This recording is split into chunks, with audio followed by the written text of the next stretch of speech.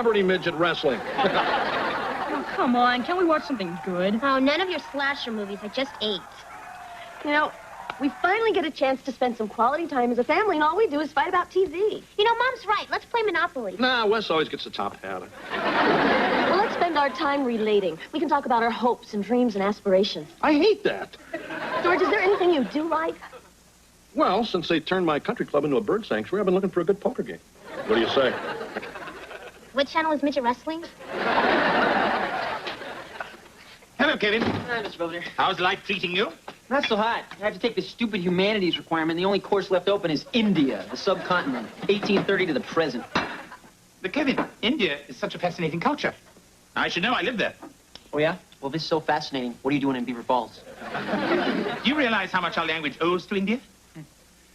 While wearing my calico pajamas, I stepped onto the veranda of my bungalow to watch the sun setting over the jungle. What'd you do then? Make a pass at an elephant?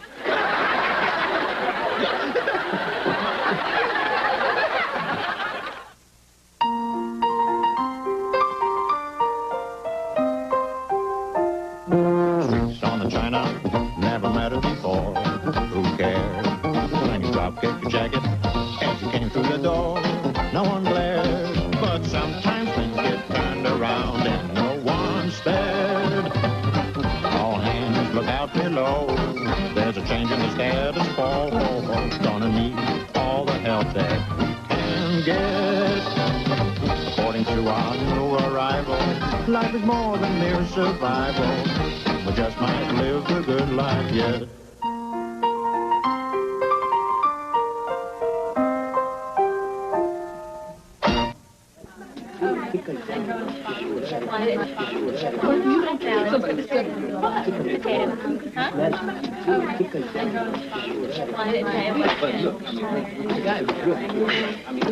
So, you heard anything about this Dr. Nahub?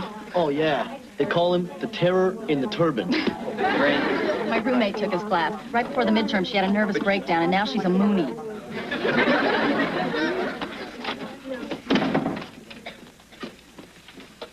That's not Dr. Nahub. Not unless he had a sex change. I'm Professor Anne Mary Burns. Dr. Nahub won't be returning this semester. While on vacation near Calcutta, he was involved in a minor bus plunge. So, for the next 5 months, I guess you're stuck with me. All right. I mean, I love India. While wearing my calico pajamas, I walked to the veranda of my bungalow to watch the sunset over the jungle. Okay, now if 3 of a kind beat 2 pair, what do 3 pair beat? You can't have 3 pairs, you dummy. You only get 5 cards. Hey, Wes, give me a break. I've never played this before. Except a long time ago when I played strip poker with Billy Hudson. I won. Okay, let's make this more interesting. Deuces, red sevens, and one-eyed jacks are wild, and if you get the joker, you win a cupcake. Yeah, okay. Only a woman would play that way, Marsh. This is a man's game. You gotta learn to play like a man. Fine. I'll scratch my stomach and belch. Oh, okay, who wants cards? Kitten? I don't care. He wants to know how many. It's none of his business. He's the dealer. You have to tell him. Hey, will you guys knock it off? Okay, I'll take 3. That's more like it. Look, the important thing is we're a family. We should be glad to have this time together. I got 4 aces! What? I got 4 aces! I'm out of here.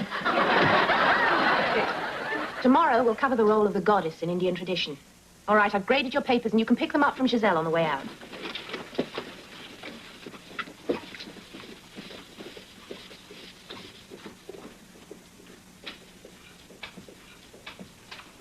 Mr. Owens, are you all right? Huh? Don't you want to pick up your paper? What paper? The one you got an A on. I did? Yes. Your essay demonstrated solid research, originality, and a genuine concern for the hungry of India. Yeah, well, speaking of being hungry, are you doing anything for lunch? What? Or maybe dinner. Mr. Owens, are you asking me out? Well, yeah, I thought maybe we could talk about hunger over dinner. Well, I suppose if it's an academic discussion, dinner wouldn't hurt. We could be mature about this. Of course we can. I'll see you tonight.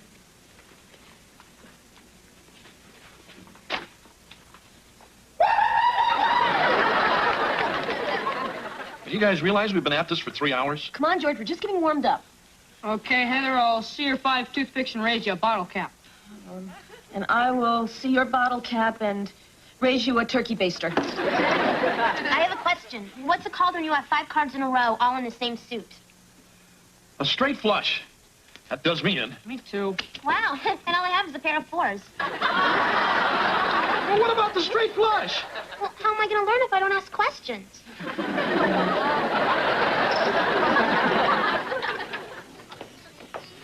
I like this place, Kevin. It reminds me of a little cafe in New Delhi. Have you been here before? Oh, sure. I come here all the time. Oh, then what do you recommend? Kiratamur, sabji moli? The number 1 looks good. Hey there, Sahib. Listen, can we get some silverware, please? If you'd like. Well, sure we like. I mean, what are we supposed to do? Eat with our hand? We are? Don't worry, sir. A towel will be provided. A beach towel if you need it. I adore Indian bread and chutney. You can really taste the ginger root. Hey, easy, Kevin. It's quite spicy. Hey, you're talking to the chili dog king of Beaver Falls. So, how long did you live in India anyway? Most of my life. My parents moved there from England when my father got a position at the university. I was only 6. I remember what a wondrous sight it was. The ladies in their colorful saris, the exotic music, the mystical ceremonies, the smell of incense. Kevin! I'm dying! I'm dying! I'm not choking, I'm on fire! I don't think the chutney agreed with him. Chutney? Oh, Kevin, this is full of red pepper. Quick, get some coconut milk. I'll also need some bundi raita and some chana burfi. Here, drink this. Slowly, there's a good lad. I'm Mr. Belvedere, his housekeeper. Anne Burns, his professor. Here, try these. They'll help neutralize the spice. Miss Belvedere, where'd you come from? I always eat here on Sabu's birthday. Feeling better? Yeah, I think so. Look, Anne, I'll be right back. I'm gonna go suck some ice. Charming lad, isn't he? He's certainly animated. I haven't seen such a reaction since Nehru and I faced off in a Vindaloo eating contest. His face turned beet red, and I could swear that steam came out of his ears. You ate Vindaloo with Nehru. We hung out together at Mohandas. Mohandas? As in Mohandas Gandhi? I was his housekeeper. That was a busy time. That was before wash and wear sheets. I did my doctoral dissertation on Gandhi at Oxford. Oh, really? I was at Oxford, too. It really is a small world. Well, I'm back. Thanks, Mr. Belvedere. Oh, don't mention it. Oh, well, I'll leave you two alone. It's been a pleasure. What an interesting man. Oh, yeah, he's okay. So, this Vindaloo looks good. Full house. Read 'em and weep. Hey, big guy. Want to join in? Thanks. I have a life. Hey, everybody, look what I bought. Real poker chips. All right. Now we can play for real money. The reds are worth $5, the whites are 10, and the blues are 25. Oh, boy. Kids, I don't think we should play for those kinds of stakes. But I'm tired of playing for toothpicks and cookies. I want to play for something that means something. Hey, I have an idea. Let's play for the family vacation. What are you talking about? Well, every year we all want to go to different places. We argue and end up doing what Dad wants. And what's wrong with that cabin up on Lake Kitchiku? It's 10 feet from the highway. And there's no John. And we all have to sleep in the same bed. Okay, this year we won't take Belvedere. Not good enough. Boys, you are taking me to the Bahamas. Deal, Buster. Oh, hi, Mr. Belvedere. Listen, I wanted to thank you for helping me out last night. You know, Anne thought you were a real hero. In fact, she couldn't stop talking about you. I am a conversation piece. And you're classy. And frankly, having a housekeeper like you only makes me look more sophisticated and debonair. Yes, like living with Fred Astaire. Well, anyway, it's really nice to know you're always there for me. I have only your best interests at heart. Hello, Lynn. Ready for the opera? Yes.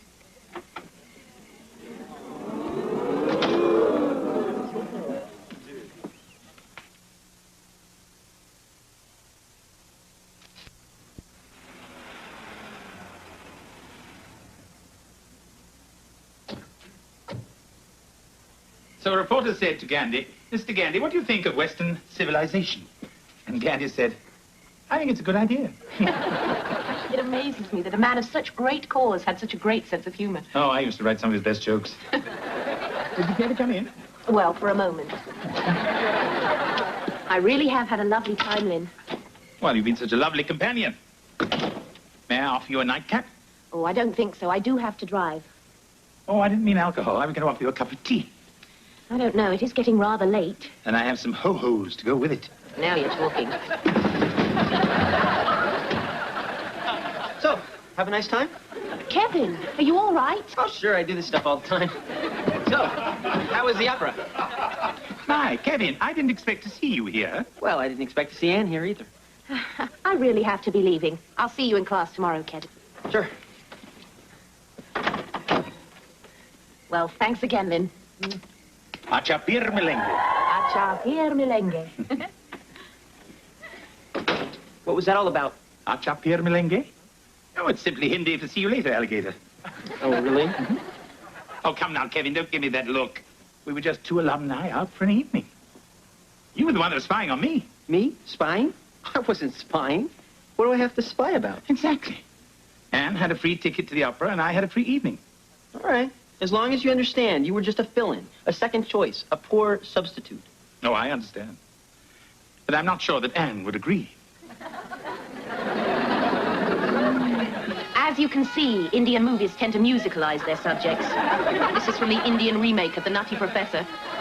Well, until tomorrow, Achapir melengue.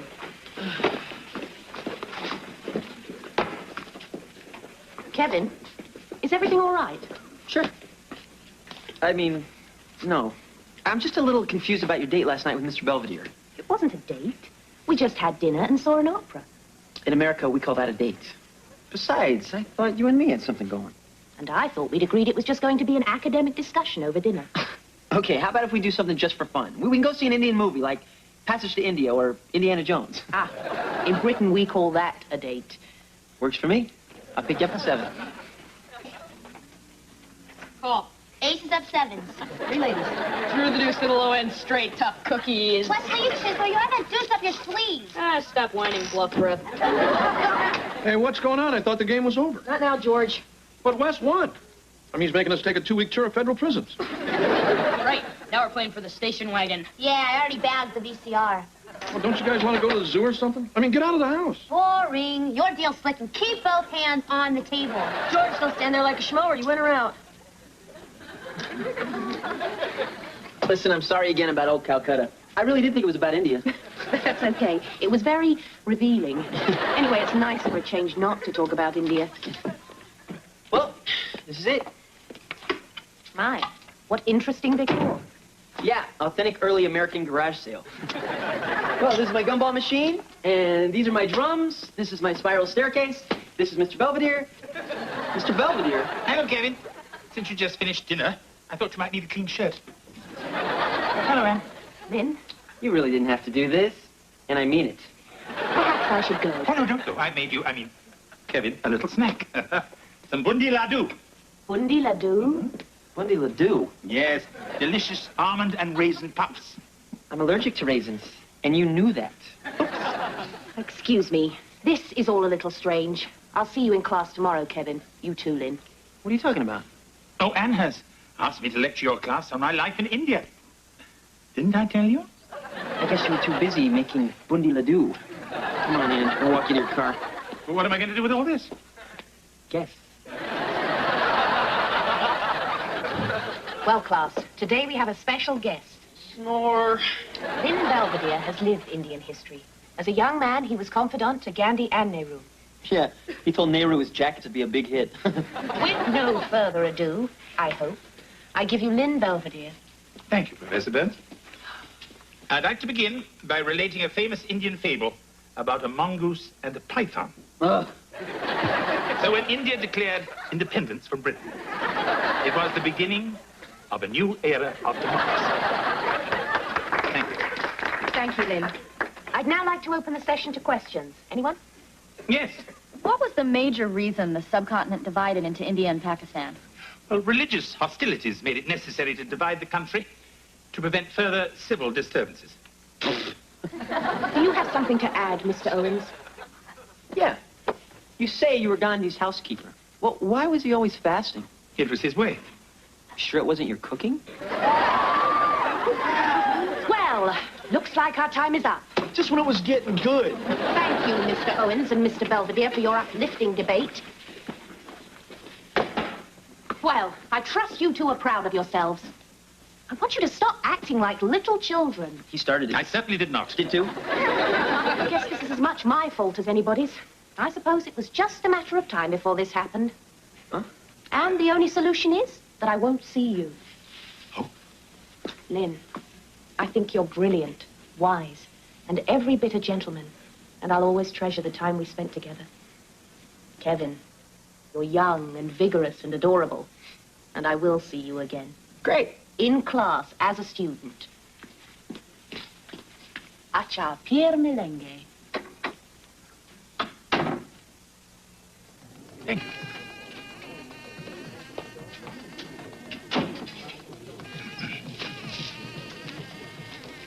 Is this tea taken? No. I had reservations with a lady, but I fear she had greater reservations about me. Mind if I join you? Why not? Kevin, it was foolish of me not to have taken your feelings into consideration in this matter.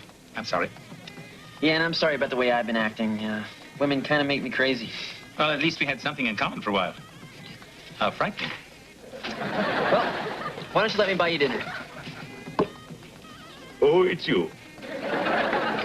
What can I serve you, sir? What do you recommend? How about a burger and fries? Sure off. Shoot, Alfoldo. Diamond-studded flush jack high. Yes, come to mama. Hey, I got out of work early. Steal me in. No, hi, Marsh. George? Who are these people? Zeke and Fingers. Fingers? Hey, nice-looking broad. Hey, can you make me a sandwich? What? Okay, suckers, name your poison. Anaconda. Spit in the ocean. Chicago, hide spade in the hole. Sounds good, sister. George, I don't like this. This is my living room. Oh, it makes a better poker parlor. And guys like these are always looking for a place that won't get raided. But what about the kids? Oh, don't worry. The kids love Zeke and Fingers. Hey, I'm gonna get a brewski. And what about you kids? Oh, sure. And one for the bag. All right. Hey, you look at my cards. You're gonna sleep with the fishes, capiche? Hey, you, freeze. I want you and this Zeke person out of my house now. Hey, you don't get excited. It's just a friendly game. Oh, the hell it is. Out. Hey, what about my sandwich? Out. Out. Out. I had a full boat. Yeah, we'll sail it into the sunset. What about a pickle? George, what in the world got into you? What in the world got into you? I start a friendly little family game, and the next thing you know, I'm living with the Cincinnati Kid and her kittens. You set this all up, didn't you? Well, You thought we were going too far, so you did this just to make a point. Well, now you spoiled all of our fun. yeah. And I didn't even need Belvedere to do it. Pretty sneaky, Dad. I'm impressed. Come on, kids, let's clean this up. This is the Bite Squad. We got your house surrounded. Come on, big hand up. You're a little late, big guy. But nice try. Thank you, George. Incidentally, 2 men in bad suits are stealing your car.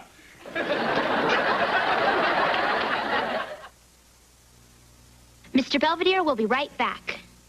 The Owens' foray into family gamesmanship has left them exhausted, and they've happily retreated to the security of television. My competition with Kevin proved just as disastrous as one could have predicted.